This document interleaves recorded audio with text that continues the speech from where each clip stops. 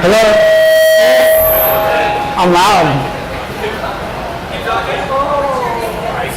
All right. Need the reading glasses so I can see what I'm doing. So those go on first. And then these didymium lenses that cut out the sodium flare, and that's also on the camera up there. And then again, they protect your eyes from the infrared and UV radiation. So I've done a little bit of prep work. Gonna work on making a bottle. So that's the general layout of the design. I can't see you all very well, but I'm here. So the size tubing is like very important for the design. Basically, I'm gonna do some line work, so I'm gonna draw lines on this tube. So I had to pick the correct size tube to plan out how many lines I wanted to draw on it. I had to pick the correct length of tube to basically make enough prep for the bottle, the size of the bottle. But also you can pick the thickness of the tube. It comes in different thicknesses. So I have a medium walled tube here because I actually want to work with constricting a little bit. So the gaps between my lines that I draw on there first will become a little tighter as the glass constricts and gets thicker. So I've prepped out the tube. I've taken the chunk off of the long 4 or 5 foot long tube, and I've fused it here to the blow tube so I can spin it easier. And then this one actually has a reduction in size of the tube farther back also. That way it's easier to spin, and this is what we blow into. So the purpose of this tube here is just solely for spinning and blowing into. I have another series of blow tubes here ready to kind of, when you get the lines on your tube, you start to want to clean up the ends, and it's good to reverse the side of the tube. Work it one way, put a new blow tube on, take the one off on the other side and work it back the other way. So there's lots of switching tubes, and I have more available here in this lovely 3D printed tool rack that one of my students brought to me on the last night of class one time. He just says, "Here, I made this for you," and I was like, "Wow, all right, that's pretty cool." So I use it in my shop daily, and it was a great way to bring the items that I needed here to BAGI today. What I've also done is I've taken some orange glass and some ruby red glass. This is transparent, this is opaque. I've coated by drawing lines down the orange glass with the ruby glass. I fully encased the orange with ruby, and then I've stretched those down into stringers. Not only does this make the color a bit more interesting, because depending on how thick and thin it is, it'll have a little bit of a different coloration. It's also encased the orange, which is a very tricky color to work with because it is very heat sensitive. So by placing a very heat resistant color over the top of it, I was able to protect the heat resistant color. So that has been done already. And then I also have some encased, it's actually really, really dark blue, but it almost looks black, to add some small details to the vessel or the bottle. And I have some of this glass here, is one of my favorite colors. It's called Gold Ruby.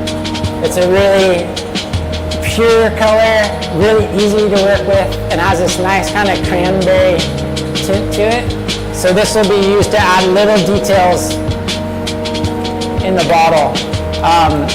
The technique here in the top of this bottle is a little different, but on the bottom you can see these little rings of different clear and colored sections. So I'll use rod to build that up. You can actually take a rod and make it into a tube. So you can take a solid piece of glass and make it into a hollow piece of glass.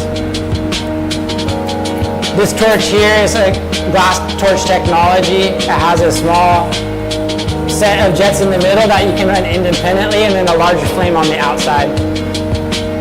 It actually has 2 oxygens and 1 propane for that much extra versatility and adjustments. So you can adjust the 2 different oxygens separately and the propane to get different flames. So we have the propane and oxygen coming out of the ceiling up into the torch. So we want to light the propane first. Also, the kiln is already on in the corner, so if I need to take a break or I want to keep a section of the tubing I'm not working on warm, I can walk over to the kiln and place it in there on the blow tube. So just the pieces inside the kiln and the blow tube sticking out, I'll make it so I'm able to go and just grab it and start working on it. And then it's already 1,050 degrees. 1050 is the magic temperature for borosilicate glass. So that's what we set our kiln temperature to. And yeah, that's 1,000 degrees Fahrenheit. The softening point of borosilicate is 1,200 degrees. So you need to get this glass 1,200 degrees just to get it to where it's soft, so it will move. The torch temperature runs from 2,000 to 4,000 degrees. It's an extremely hot heat source and can be very dangerous. So you do have to respect the flame. This is the center fire only, and then this is the addition of the outer burner, and that can be increased for more and more firepower.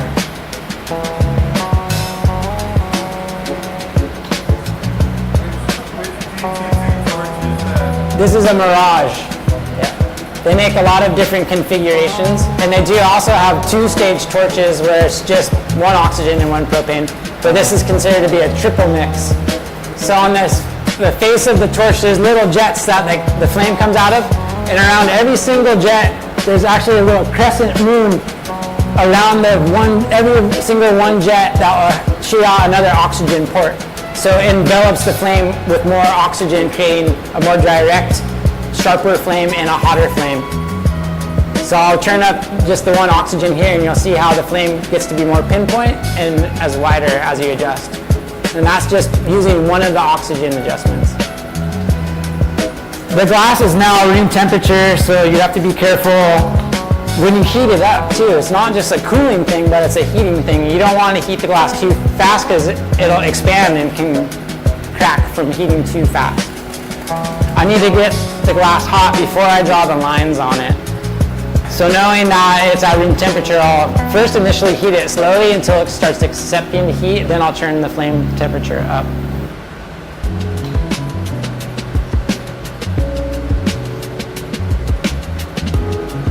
I want a nice wide flame at this point because I'm trying just to first heat up the glass.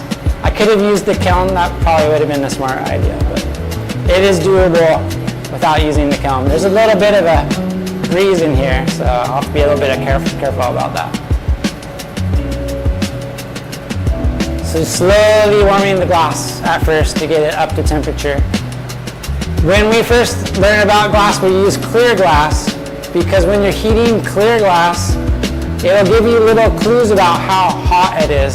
You'll notice the very tip of the point there is getting red hot.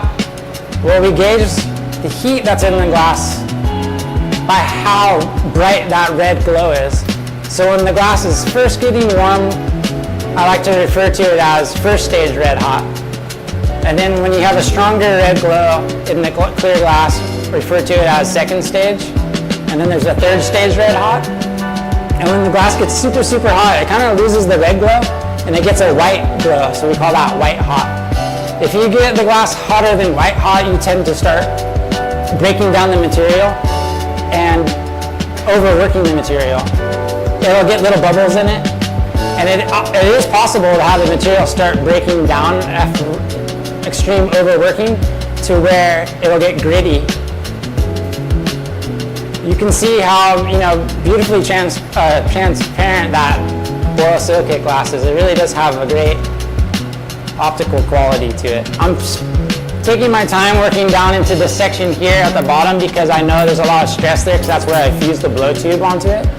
And that's most likely where a crack will develop. So there's a reason why I started on the far end and I'm working down towards the handle or the blow tube. I already did this prep work. It's the very beginning of the process. I would prefer it not to break off and crack onto the table and have to start again now. So it is getting to the point where it's starting to move around a little bit. That's telling me that it's up in that 1200 degree range. It's getting to the softening point. And now I'm working down into that fusion area where the small tube is fused to the small tube and everything is looking happy and it's getting nice first to second stage red hot. The tube is thin, so it's starting to collapse a little bit. So just a couple puffs of breath in there will help to get that nice flat surface back. I'll turn down to the small flame now and I'll do my stringer work where I add the design of the bottle. So right now we're still doing prep work. I prepped some things out before I came and still need to do some more prep here to get a design in the piece. The end of the stringer's cut, so I don't want to start with a cut line. I want to start with a rounded over end. So I just take a little rod of glass and remove one little bit of it just so it's nice and rounded rather than sharp and cut. And this is the stringer work. So I'll drag that color down the length of the tubing. And I try to stay away from the tapered sections of the tubing so I can utilize that nice manufactured flat area of the tubing. And it gives me a little room to work on both sides. So my pattern's not drawn all the way to the tip or it's not drawn all the way down to the fusion. So once I start adding color on here, the piece is going to be more prone to crack. So you'll see me repeatedly go and reheat the tube so it does not crack. I'm drawing 2 lines on the tube on exact opposite sides of the tubing. This will help me get an even pattern of the lines. So that's 2 lines. Now I'll go in and draw the 3rd line right in between those 2 first lines. And I'll go on the other side and do the same. Yes, please do.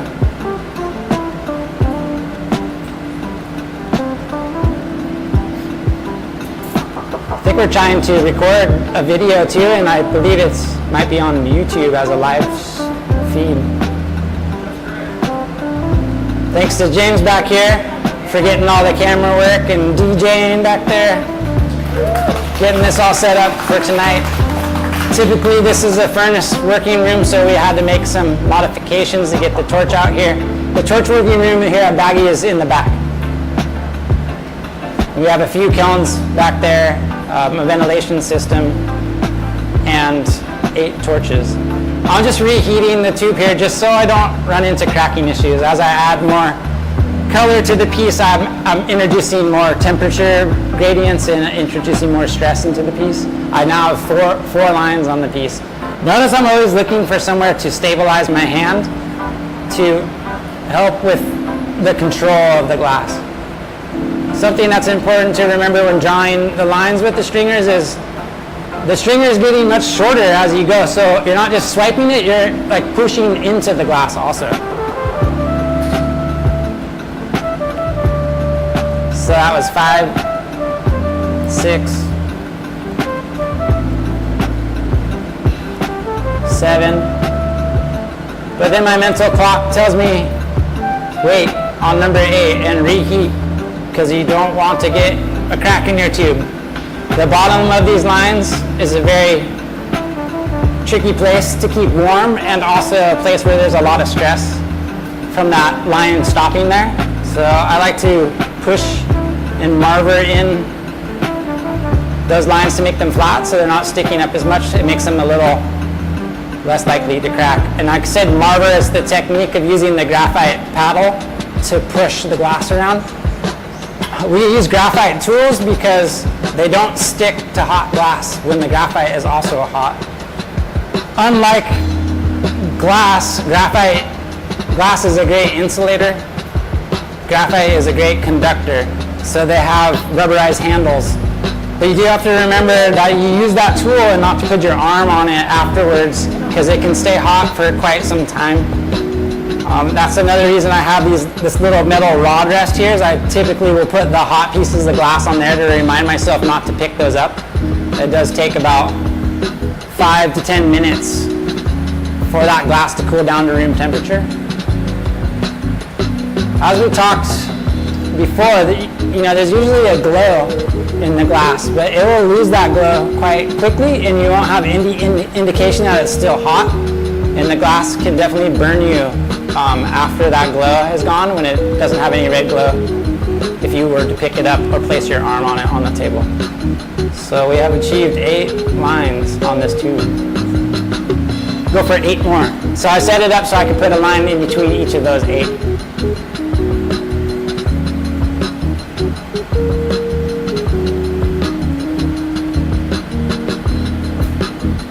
It's always nice to prep out more material than you think you might need, but then you're always left with these odd pieces of glass on your bench, and it gets really hard to remember, okay, what was that? What color ruby was that over what type of orange? But you don't want to run out of your prep at the end of drawing your lines, because then you have to stop and make more. I purposely skipped a section as I went around the tube so I could work around the tube a little faster. That way I wasn't solely working on one side and I could make a pass around the whole tube. And again, that is to decrease chances of things cooling too much and cracking. So that I purposely skipped a line. Every time I drew one, I skipped a space. So now I'll go back in and draw the last 4. The end of this stringer is actually getting a little thick from the prep, so I don't have a ton left, but I like the diameter of that one a little better, so I'll use up this first. The tip of one of the stringers broke in the car on the way over here, and I was like, oh yeah, I probably should have just enough, so looks like I'll have just enough to do these lines. But I brought more of the same red and the same orange, just in case. Not enough to do a line there. I still have this, but it's kind of short. So we'll get that last line done with this stringer.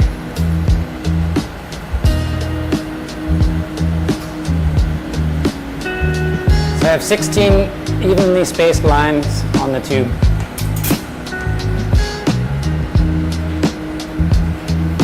Reheat with the large flame. The large flame adds a lot of width to the heat, so you can cover more ground with it. You don't necessarily have to turn it up super hot. It's just nice to increase the width of the flame to cover more surface area.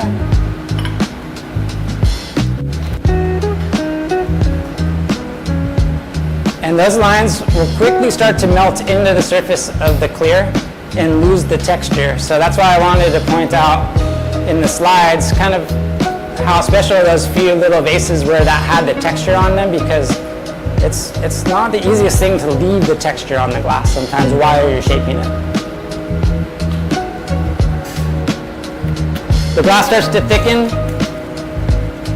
then you blow it back out with breath. So you're shaping more or less from the outside with the flame, and when you're blowing, you're shaping more or less from the inside of the tube when you're blowing into it. So I refer to it as working the tubing, and that's when you're heating it and letting it get thicker with the heat, and then you're blowing it back out with breath to increase the consistency. And it also helps the lines to sink into the clear. And again, there was a reason why I picked this diameter of tubing and this thickness of tubing. I picked a thinner walled tubing because I knew that when I started to heat it, the lines would actually kind of shrink up closer together. And it gave me more space to draw my 16 lines on there than if I used a smaller diameter. I have a cup of water here to break off little bits. And then I'll use this rod as a handle on the other side. It's referred to as a puntee rod. And I'll place that punchy rod on the end. But I do have an opportunity here to melt in the lines a little bit better on the end of the tube before I place the punchy rod on the end. It's always easier to work the end of the tube rather than the area next to the blow tube. So I'll take this opportunity to melt that in before moving forward.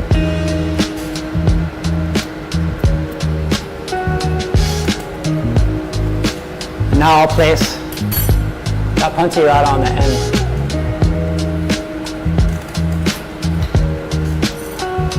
So again, we're just doing the pattern work still. Haven't moved into really any shaping yet. So I'll place that punchy rod on the end. There's two different ways to apply the punchy rod. You can do a cold, what we call a cold weld, and that's actually where you place the rod on there in a way that it can be easily removed by breaking it off. And then alternate to that is a fusion or a hot weld where you place the rod on there where it's very strong and it has to be melted away. So there's benefits to both of those ways of adding a handle or a punchy rod. So what I'm going to do here is, as I'm melting these lines in and getting rid of the texture in the piece, I'm actually going to twist those lines so they have movement to them and the design becomes more dynamic. And the lines will appear closer together too after a twist is applied. I have to get the tube nice and hot in order to twist it. But you can see how I'm slowly twisting those lines so they're not straight anymore.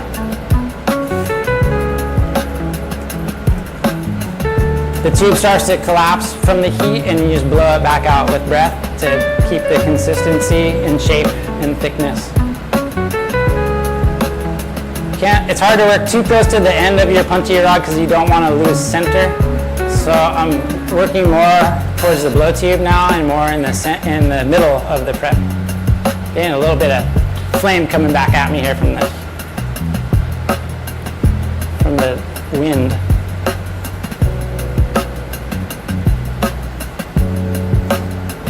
But you can see how intense the heat is on this glass. So if I did not protect that orange glass with the ruby glass, it could be bubbling and boiling. And when that happens, the glass kind of loses its pigment. It tends to go more white, and it looks like bubbly white glass rather than nice orange glass. So the ruby was applied to protect the orange, but also to create more variation and more interest in the color too. Color layering. What we talk about a lot, we've been talking about a lot in class just recently because we're doing tubing, is working in small little increments, like doing a little heating and a little blowing and slowly changing the shape rather than expecting to do it all in just 1 or 2 steps. This way it gives you time to analyze the progress of the shaping and to make small adjustments rather than heating it too much and blowing too hard and creating potentially other problems that have to be addressed. So I'm just slowly getting my twist in this.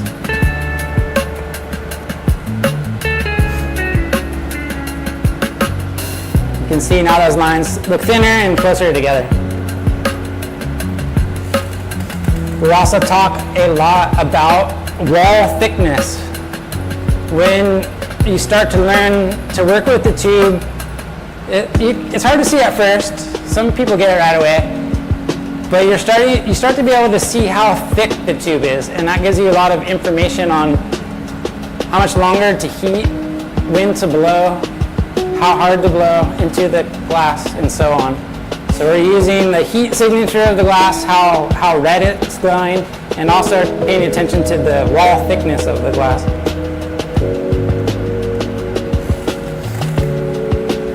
So I've done a pretty good job shaping through the middle. I think I can work into the end where that punchy rod is a little bit right now and try to get a little more twist there. But I worked there for a second and I got out of there because I didn't want to lose center on my punchy rod.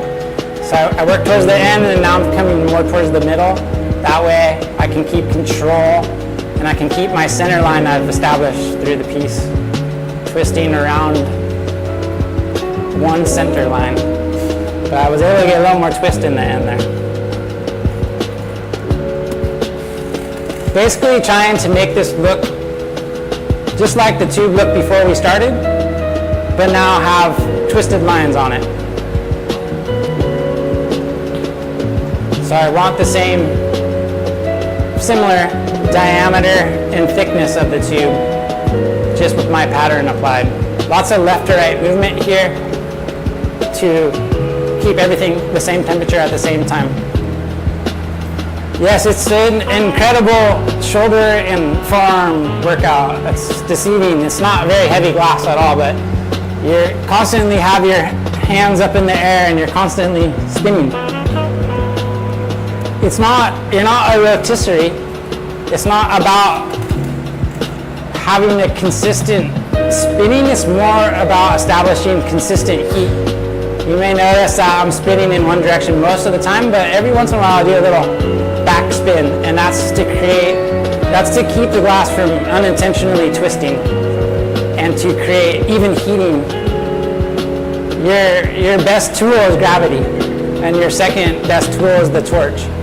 All these other graphite tools and things laying around are just to help it along, but really you can do most of the manipulating with just gravity and the heat. So that's prepped out pretty nicely. I did see, you probably didn't notice, but I did see one little part of the glass right there in the middle. It started to look frosted, and that's telling me that it got underworked.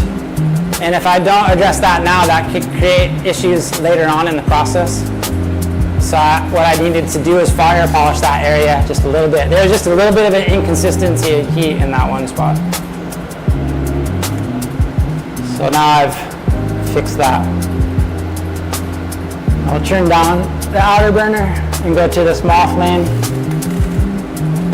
See how quickly the glass loses heat, and that's also because there's kind of a little bit of breeze or wind coming through here too. It's cooling down the glass a little faster. And now I'll remove the end and twist the ends of my lines to the end and get rid of any excess clear glass here. So I'm removing and twisting and also paying attention not to thicken the tubing too much at the end here. I'll pull it to a small little point. And back to that large flame for a second. Keep everything warm. And to work the end of the tube where I just remove the excess. The only problem with this torch is it tends to have one temperature, and that's really hot. It's tough to get a soft, bushy flame with it.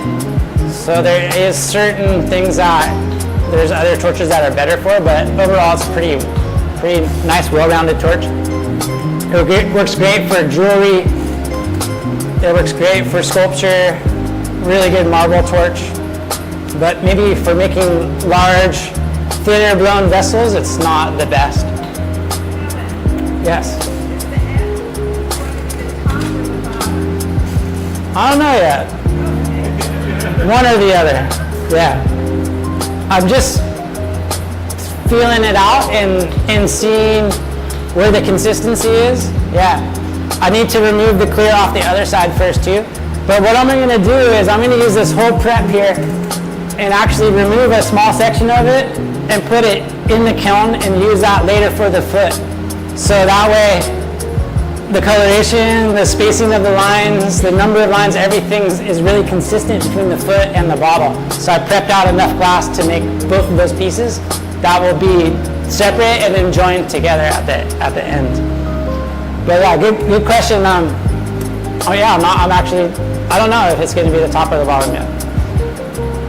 What I do know is that I'm going to put another blow tube on that other side and reverse the way I'm working it and work the other side now.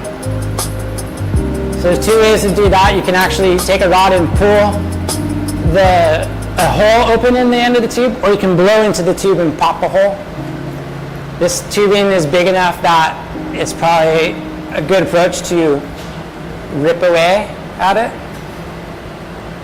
And as I'm doing that now, I've noticed that there's a couple of the lines that don't come all the way to the end. So I'm going to take a second to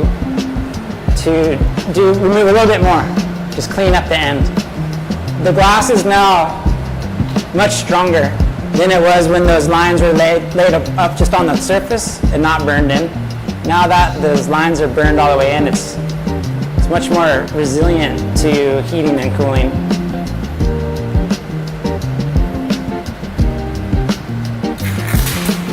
So this is where it's important to make that decision not to move forward right away and just spend a little extra time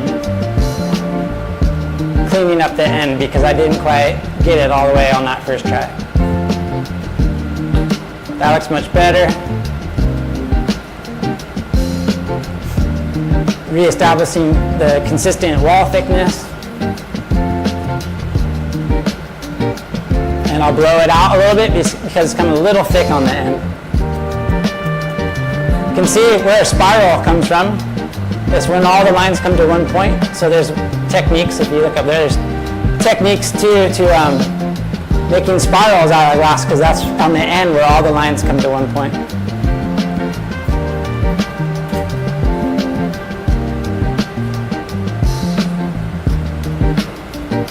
So I'll tear open, now I'll tear the hole open in the end.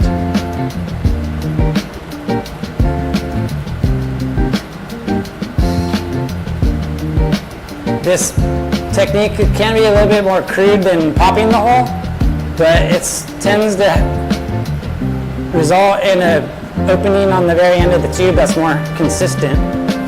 When you pop the hole, sometimes it goes off to one side and you're still left with doing a little cleanup work.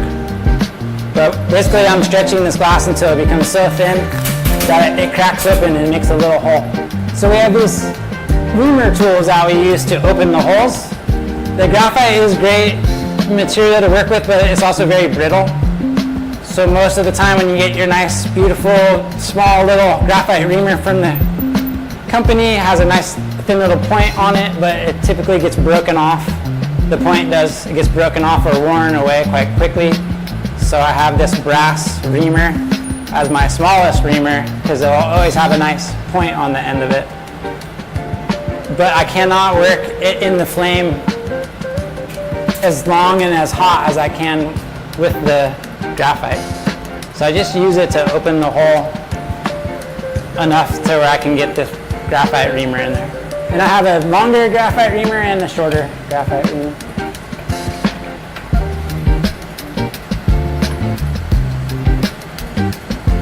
So now I'm just opening this up enough to the same diameter as the blow tube I want to add to it. I have two different size blow tubes also, a 12 millimeter and a 9.5. I use the 9.5 when I get a little bit farther into the process because it's a smaller connection point and a smaller tube to spin.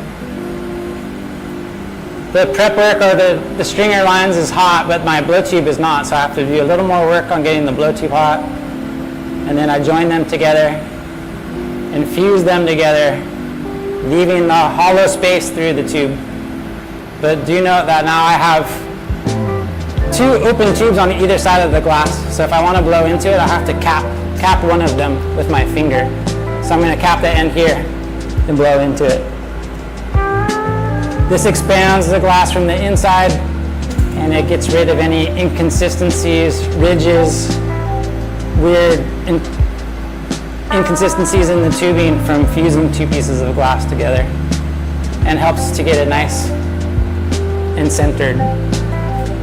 So I'm using the smaller portion of my torch flame right now just to get this blow tube centered.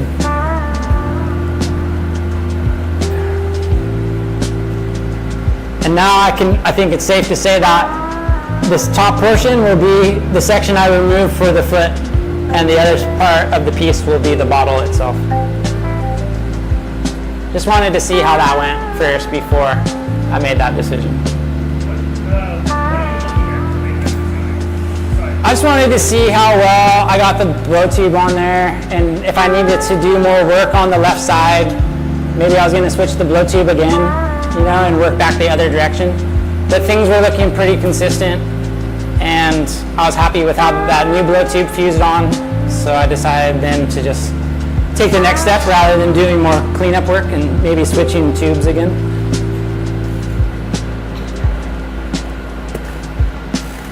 It's like I said in a little talk, it's really a lot like centering your clay on the wheel with ceramics. So as I started to heat this section, after I said it was all good, I realized that the fusion of the new blow tube was a little funky, so I went back in and heated it some more. I don't want to move on until I'm confident that everything's nicely centered, and even a little bit of a different weight in the tube can throw things off.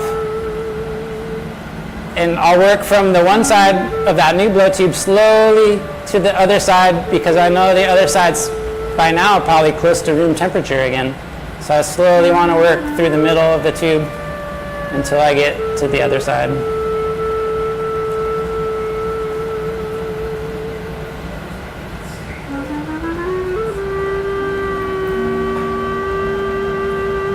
And then now that we decided that this, my right, your left, is going to be the top of the bottle, I can start making the first indications of stretching down that neck, thinner neck, narrower neck area. This will help me gauge how much glass I want to remove and set aside for just the foot.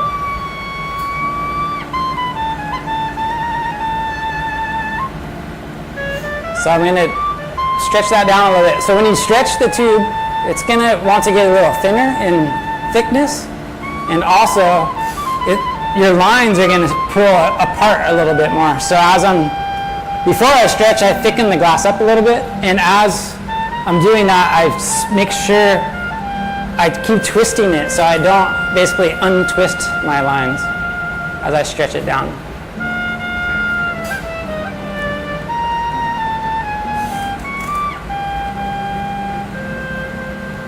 So that's just the beginning of the top of the bottle.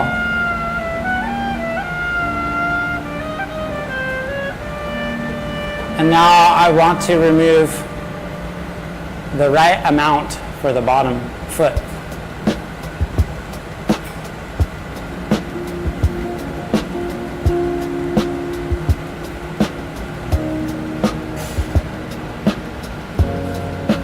So no need to rush it. Give it a second to absorb the heat too, and then blow into it.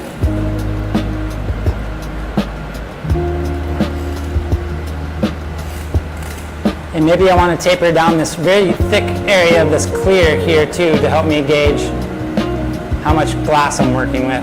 And that was another reason to leave a little extra room there on the end of the tube, so I can not have my lines go all the way right down to my blow tube, and it just gives me a little bit of a buffer area to work with. And all I'm really doing right now is trying to plan out exactly how much of the glass to remove for just the foot.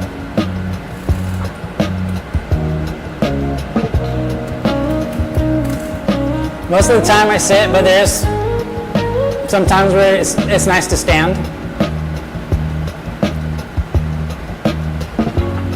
But it's usually a sitting thing. Usually standing is when you're making a really large piece, it feels strange to be underneath it and you feel more comfortable being above it.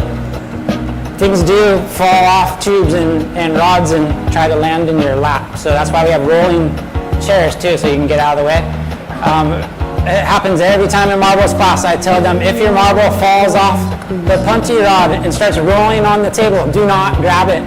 And every time someone grabs the hot marble off the table, it's just instinctual. You want to make sure it doesn't fall on the floor. So it's almost every time that happens.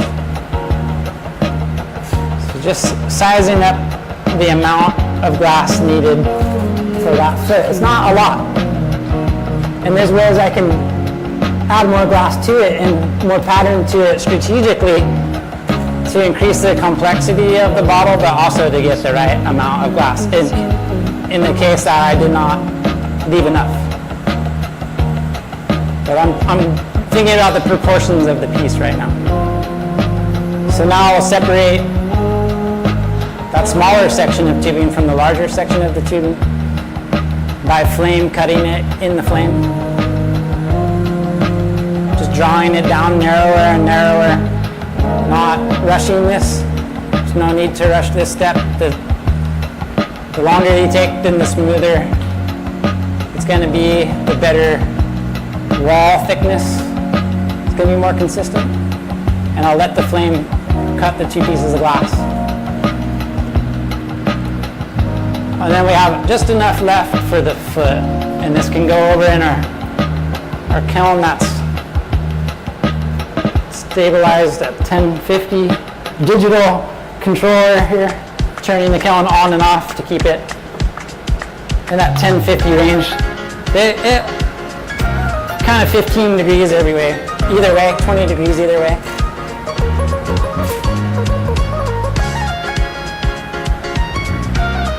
So now we've decided which is going to be the bottom of the foot and the top.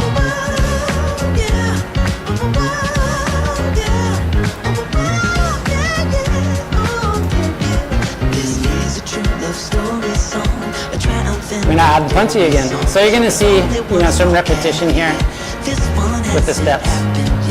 But this is just showing you how you can start with one piece and start breaking it down into individual sections.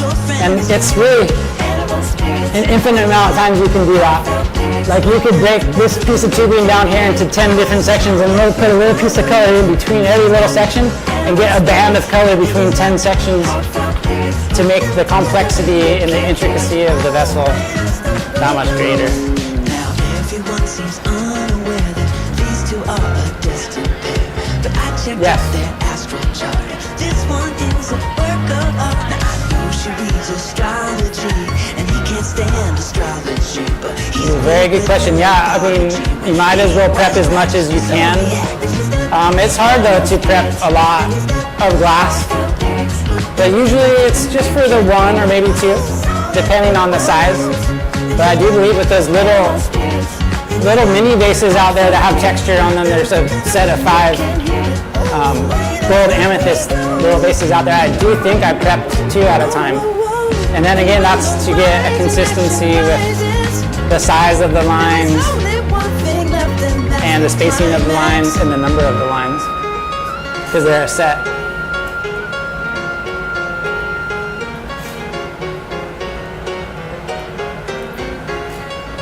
So what side is going to be the stretched side and what side is going to be the bubble side? I do want to add a little bit of design to the top of the vase, so I have an opportunity to do that now. So I'm going to stretch this area that I'm heating now into the neck, purposely because it's not on the blow tube side. So I heated that section, let it thicken up a little bit, and as I'm stretching it, I'm twisting it. It started to get a little stiff, so I'm now reheating and making slight adjustments on the area I was heating to get that correct shape that we're going for. This is the neck of the bottle.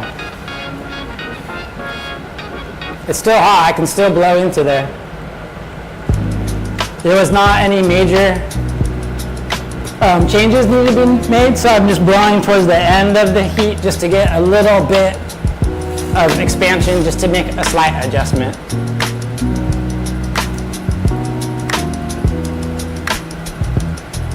And this is where I'm going to add more of the finer details to the very, very top of the piece.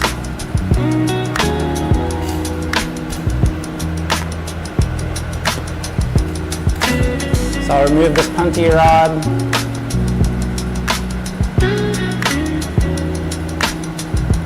And you can see the difference between these flames. Right now I'm working with that smaller flame, so I'm heating a smaller area and working on the more detailed area.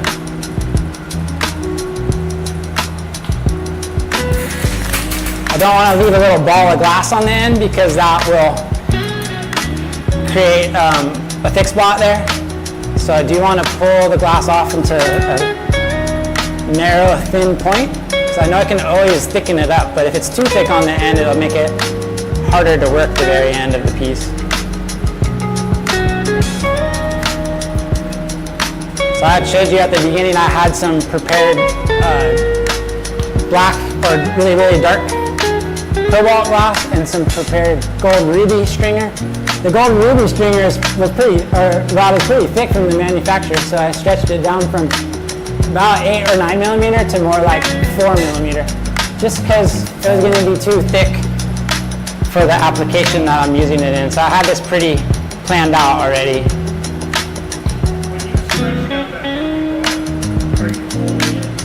I'm going to actually take that gold ruby, and make a little coil pot like you do in ceramics also, and blow a little bubble out of it on the end. But before I do that, I'm going to add a lip wrap of black.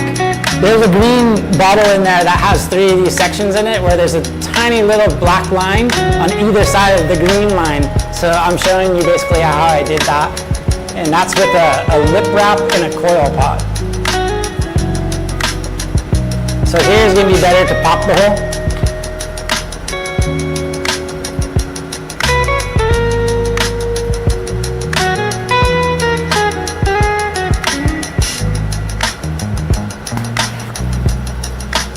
And that's a tiny little hole, so I've got a tool for that.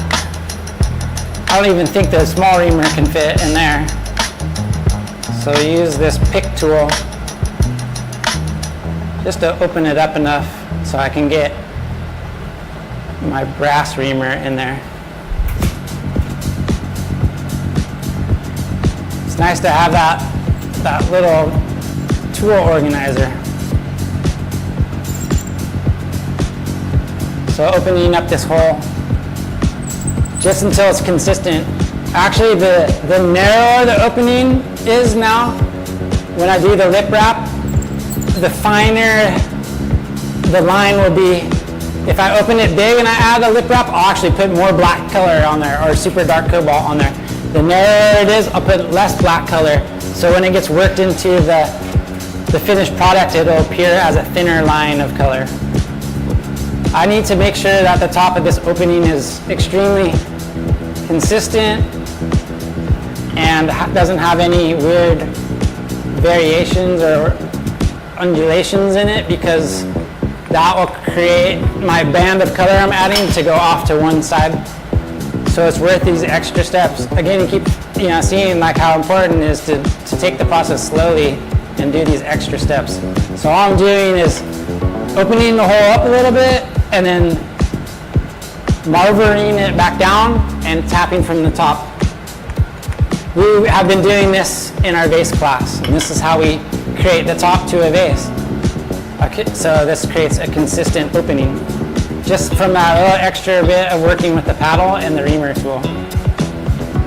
So now I'm ensured that things are very consistent there, and we can bring this flame down even smaller and take that black glass, which I don't like how it gets a little thicker towards the end there. So I'll remove that thick portion of it.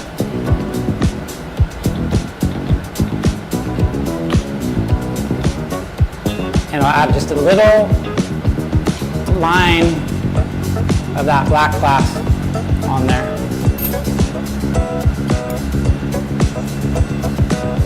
This is a really fine detail, so you have to turn the torch down really low and support your hands in the tube as much as possible.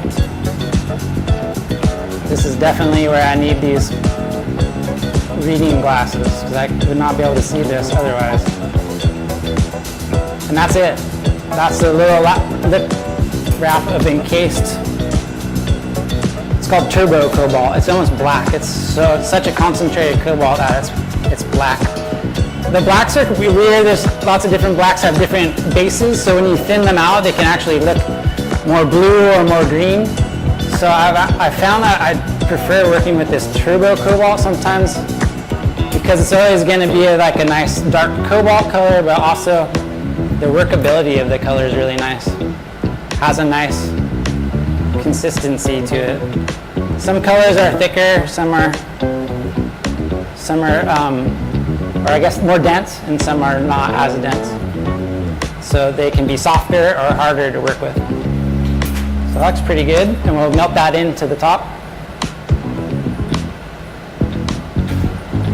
getting a little backdraft there. So I'll do the same series of tapping and marbling until it's incorporated into the lip of the vessel. And I want to dance. Where should I go? Well, there's BAGI, or you can go to the Sisyphus. Actually, I read about this place, the Conscious Club. Oh, the Conscious Club. All this is going to do is create one little fine black line. So Yeah, Wolfpack, that's it. Do you know how to get there? what do they say? The devil's in the details. Very, very complicated. A lot of work to get one little fine black line. But it's going to frame the little section of that gold ruby tubing I put on there quite nicely. It's going to have black on either side of it.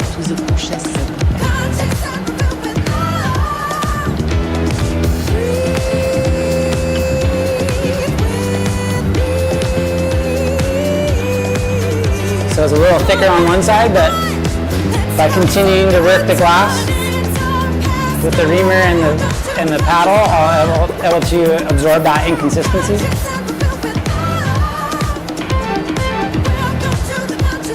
Welcome to the Conscious Club. And then all this time, that other section of tubing is just sitting in there, nice and warm. It can be in there for days, just ready to go. And get our gold ruby. The glass, it gets oils all over it. It gets dust all over it, so you'll see the armpit technique quite a bit. Having some rubbing alcohol available to clean the glass right before you use it is also a good idea. Clear glass is the most difficult to work with and keep it clean because it just shows every little speck of dust, every little bit of grease. There's one famous marble maker, Japanese fellow, Yoshi Kondo. He wears gloves when he makes marbles just so he doesn't get the oils of his hands on the glass, from his hands. The only reason he wears the gloves. So he doesn't contaminate the glass with the own oils from his fingers. So this was a little different. I closed that down, but I left the inside of that Rapicolor slightly open so I can blow it out into a tube. This is where the properties of borosilicate glass are supporting doing this technique because I can now touch the bottom of this with my hand. It's almost completely room temperature, and I'm working the very end of that same piece of glass in the thousands of degrees, and there's been no issues with cracking or any kind of issues with that extreme temperature gradient through the glass. You can do that with soft glass too, but borosilicate glass is just a bit more resilient to that.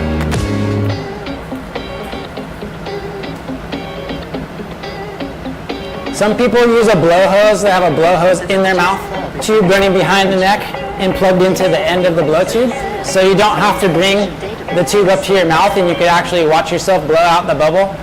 I've never adapted that just because I've never really learned with that. And I like to look down the tube as I blow because I can see the side profile of the bubble.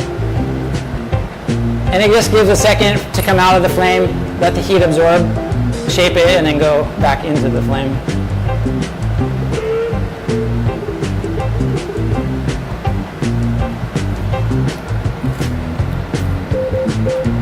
So this color is transparent, so I still am able to see the wall thickness. If I was using an opaque glass, I would have to go more off of how the bubble reacts when I'm blowing into it to get an indication of how thick it is, because I can't actually see how thick it is. So you notice when I'm blowing, I'm doing lots of little puffs in the tube, and that's kind of, at first, feeling it out. It's almost asking it, you know, like, how much are you going to expand when I blow?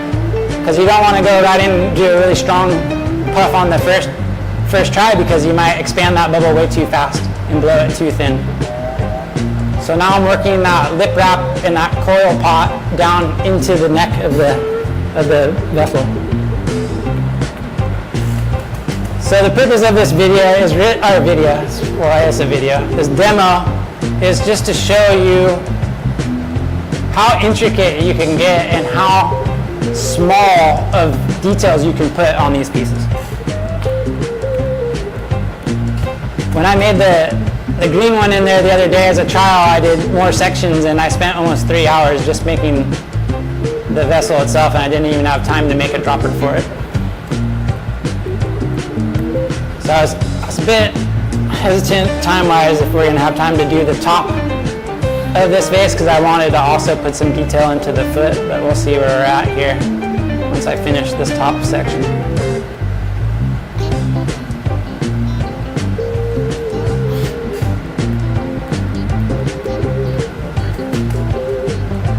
Now I can see the shaping is becoming more consistent.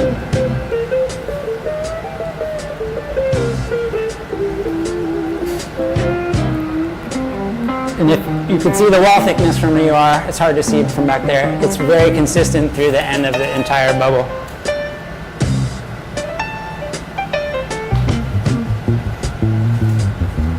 And now I want to pop the hole rather than ripping the hole, because I want a more controlled opening, and I don't want to waste any of that nice gold ruby glass.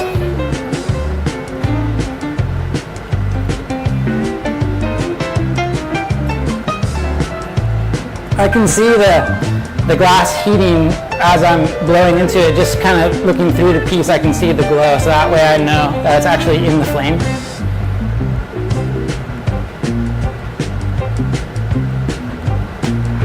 This gold ruby color is amazing.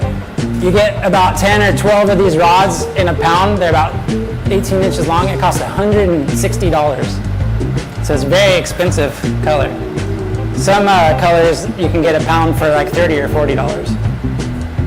But it's amazing clarity and amazing workability, and it just holds that color true throughout the whole process.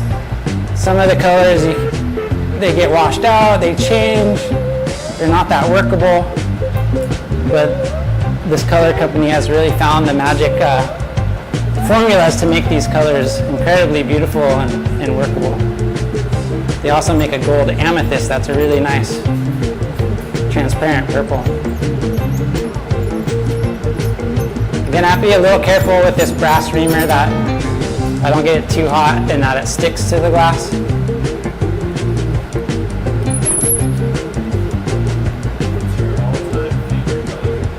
All-time favorite color? I really love the rubies, so this would probably be right up there. And then dark garnet, which is the red that I use to coat the orange with. Yeah, those two for sure. North Star colors? Yeah, mostly North Star. They make the dark garnet. The gold ruby is made by Molten Aura. They have the best white out on the market right now too. It's hard to get your hands on it. It usually sells out within a few hours to a couple days of being released. The whites are tricky. I use 3 different whites in the process, all for different reasons.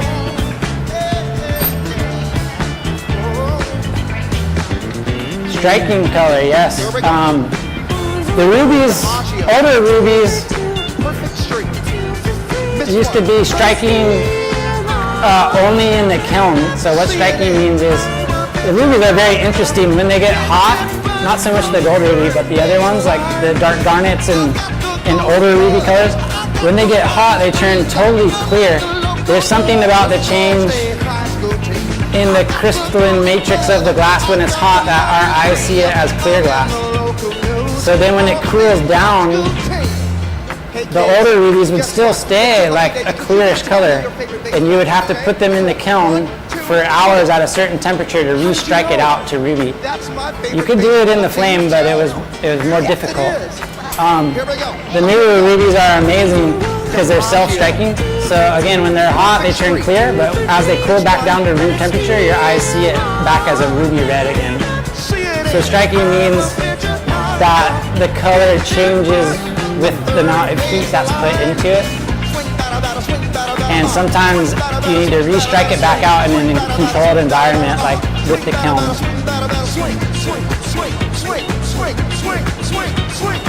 But yeah, the new rubies are more self-striking, so they're more reliable. The older rubies sometimes it's hard to gauge exactly what you're going to get out of it.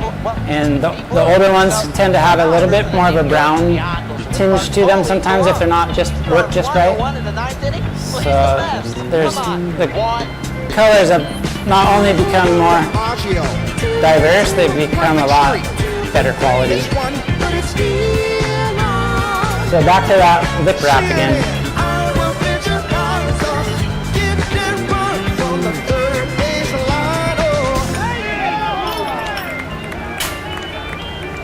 That lip wrap had a few inconsistencies in it, but that's usually how it goes. So you need to know how to slowly work out those inconsistencies. The hole's open right now, so I don't have like an opportunity to blow into it.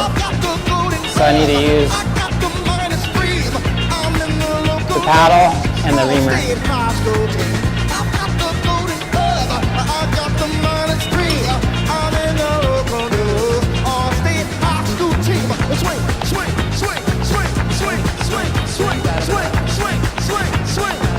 Now I need to put a blow tube back on this so I can finish the piece. But if I was to put the blow tube right on that little lip wrap, I might mess it up. So I'm going to go an extra mile here and put another coil pot of just clear glass. And this is going to help to keep the integrity of that lip wrap I just added and keep that diameter of it. And give me a little bit of a buffer zone and a little bit of extra clear glass so I can open it back up and then weld my new blow tube to the top. I mean, all this just for that little bit of detail on the top of the piece. Spun some clear on there, blow that out.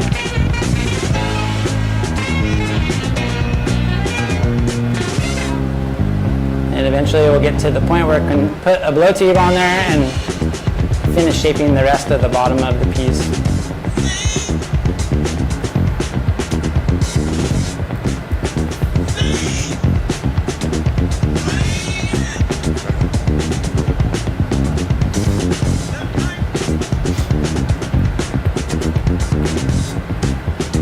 A little bit of heat, a little bit of blowing, and repeat. The more you contract and expand,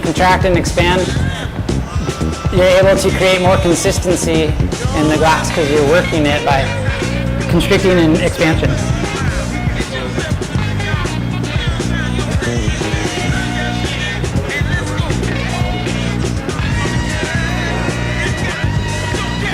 So again, this is just going to be a little section on the very top of the piece. This also could be done with like a pre-made section of tubing.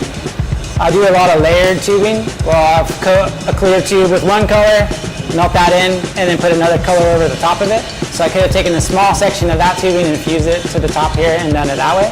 But instead I decided to do a coil pot of a single color. Almost every time I do layered tubing like that, I'll use two colors. I'll use most of the tube and I'll save a little bit at the end and I'll put a third color over it. And I'll stretch that down into a chunk of tubing. And then I'll use that and I'll save a little bit at the end and I'll put a fourth color over it. And just constantly playing with color layering to achieve new effects. So I kind of like, well, why use all of it when you already have two colors on there? You can save a little bit and add a third and a fourth and so on. But it is hard to keep track of all that in the shop.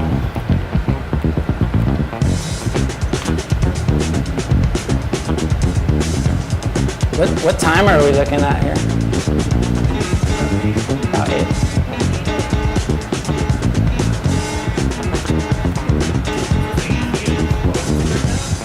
What's that?